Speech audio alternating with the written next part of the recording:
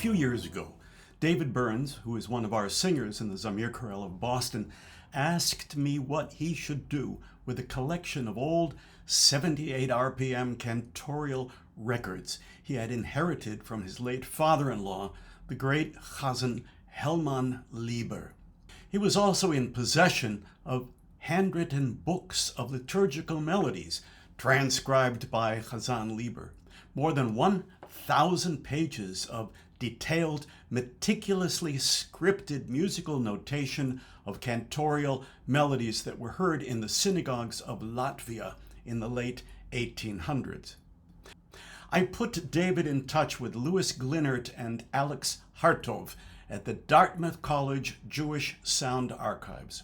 Alex digited the old recordings and scanned every page of the handwritten music book, 1,000 pages.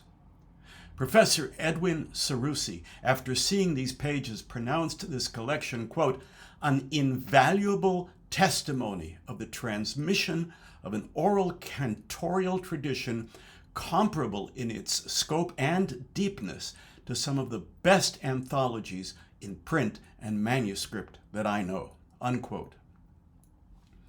The creator of this music, Helman Lieber, was born in Divinsk, Latvia in 1904 and arrived in New York with his family the following year. Lieber learned cantorial skills at an early age from his father, Reuben, and his uncle, Cantor David Lieber, who learned from his brother, Cantor Baruch Lieber of Riga.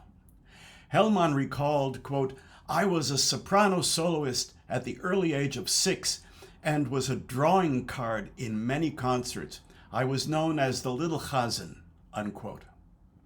As a teenager and young man, Helman continued to perform as the soloist in the Lieber synagogue choir organized by his uncle David.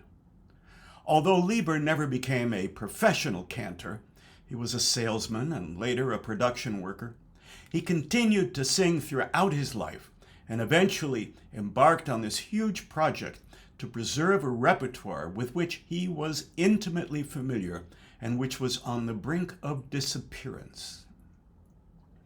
We will now hear Lieber's notation of the Khatsi Kaddish, a doxology which is recited to conclude various sections of the synagogue liturgy. Lieber's notation, originally just for cantor and congregation, reveals a jubilant Hasidic approach to the text. We have arranged it for cantor and choir and organ.